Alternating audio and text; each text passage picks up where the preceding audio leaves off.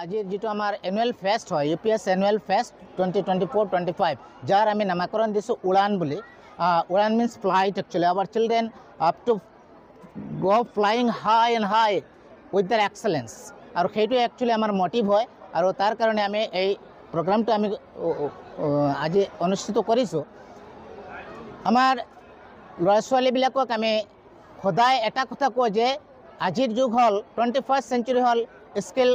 স্কিলৰ যুগ স্কিল ডেভেলপমেণ্টৰ যুগ সেই হিচাপত আমি আমাৰ টিচাৰসকলে বা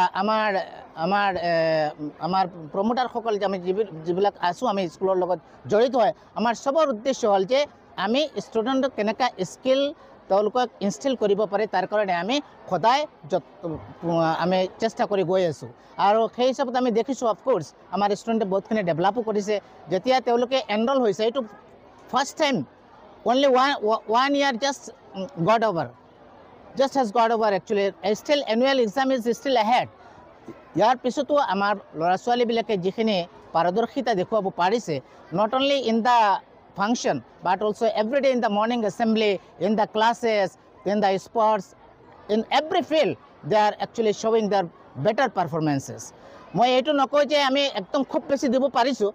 আমি বহুত দিয়াৰ এতিয়ালৈকে বাকী আছে কিন্তু আমি এটা ইনিচিয়েশ্যন এটা ষ্টাৰ্ট আৰম্ভ কৰিছোঁ আৰম্ভণি হৈছে আৰু যাৰ একচুৱেলি মেইন উদ্দেশ্য হ'ল we have to bring changes among our children so' that they can get their destination easily with their right direction with their direct performances as well as instilling skills among them সেইটো উদ্দেশ্য ৰাখি actually আমি আমাৰ স্কুলখন স্থাপন কৰিছোঁ আৰু প্ৰত্যেকটো প্ৰগ্ৰামো আমি সেই হিচাপত আমি এটা বেলেগ চেঞ্জ আনিবলৈ বিচাৰি আছোঁ প্ৰত্যেকটো প্ৰগ্ৰামৰ যোগেদি আৰু সেই হিচাপত আমাৰ স্পেচিয়েলি আমাৰ গাৰ্জেন পেৰেণ্টছসকলৰ আনৱেভাৰিং ছাপৰ্টৰ কাৰণে আমি তেখেতসকলৰ প্ৰতি আমি অতি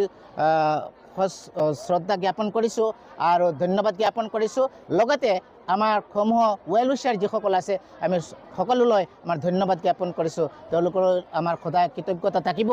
আৰু স্পেচিয়েলি আমাৰ ল'ৰা ছোৱালীসকলৰ প্ৰতি আমাৰ যি তেওঁলোকে যি পাৰফৰ্মেঞ্চ দেখুৱাইছে তাৰ কাৰণে মই তেওঁলোকক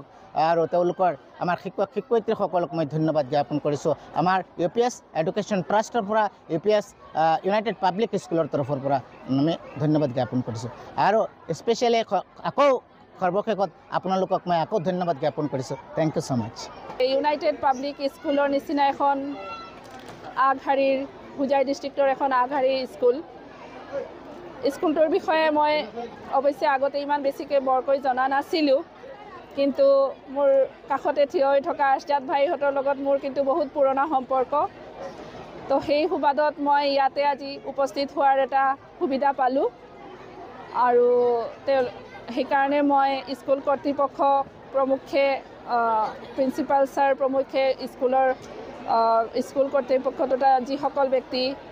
এই স্কুলখন গঢ় দিয়াত সহায় সহযোগিতা আগবঢ়াইছে তেওঁলোকৰ সকলোকে মই ধন্যবাদ আৰু জনাইছোঁ আৰু শলাগ লৈছোঁ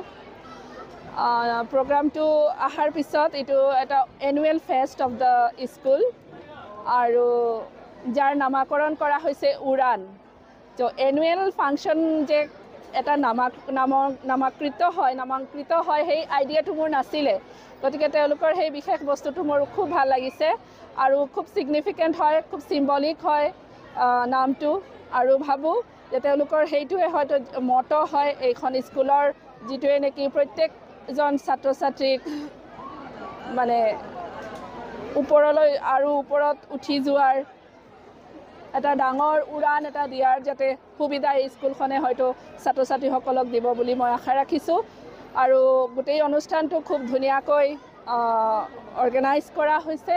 ছাত্ৰ ছাত্ৰীসকলৰ পাৰফৰ্মেঞ্চো খুব ভালেই আছিলে বিভিন্ন ধৰণৰ ইউনিক ষ্টাইলত তেওঁলোকে নিজৰ পাৰফৰ্মেঞ্চ দেখুৱাইছে নিজৰ পাৰদৰ্শিতা দেখাইছে স্কুলখনৰ উত্তৰোত্তৰ কামনা কৰিলোঁ আৰু তাৰ যিটো জয়যাত্ৰা স্কুলখনৰ সেইটো অব্যাহত থাকক মোৰ অন্তৰৰ হৃদয়ৰ অন্তঃকোণৰ পৰা মই মোৰ শুভেচ্ছা আৰু অভিনন্দন জনালোঁ ধন্যবাদ